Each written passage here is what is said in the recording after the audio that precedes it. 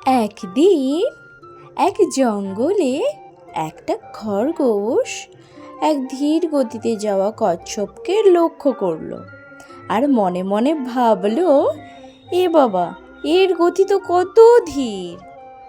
খরগোশ কচ্ছপকে ডেকে বলল, আমি তোমাকে এক্ষুনি হারিয়ে দেব দৌড়ে, তুমি চলো আমার সাথে দৌড় প্রতিযোগিতায়। কচ্ছপ রাজি হওয়ায় খরগোশ জঙ্গলের সকলকে ডেকে প্রতিযোগিতার কথা জানালো এবং আগামীকালই ছিল তাদের প্রতিযোগিতা। খরগোশ তো বেজায় খুশি, সে তো জানে সে অনেক দ্রুত দৌড়ায়, তাই সে কচ্ছপকে হারিয়ে ফেলবে। প্রতিযোগিতার দিন সবারই চোখে প্রচুর উৎসাহ। সেই উৎসাহ নিয়েই খরগোশ ও কচ্ছপের দৌড় প্রতিযোগিতা শুরু করলো।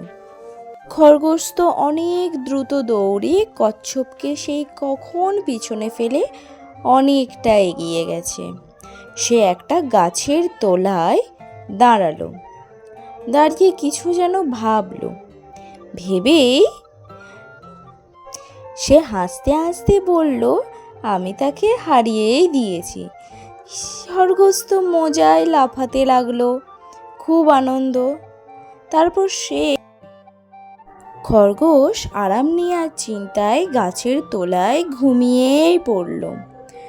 আর কচ্ছপও সেই সময় খরগোশকে পিছনে ফেলে এগিয়ে গেল অনেকটা দূর।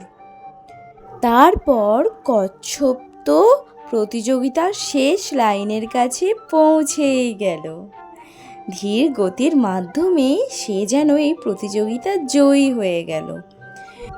এই দেখে খরগোশ তো দ্রুত গেল কচ্ছপের পেছনে, কিন্তু কচ্ছপ যে তখন অনেক এগিয়ে।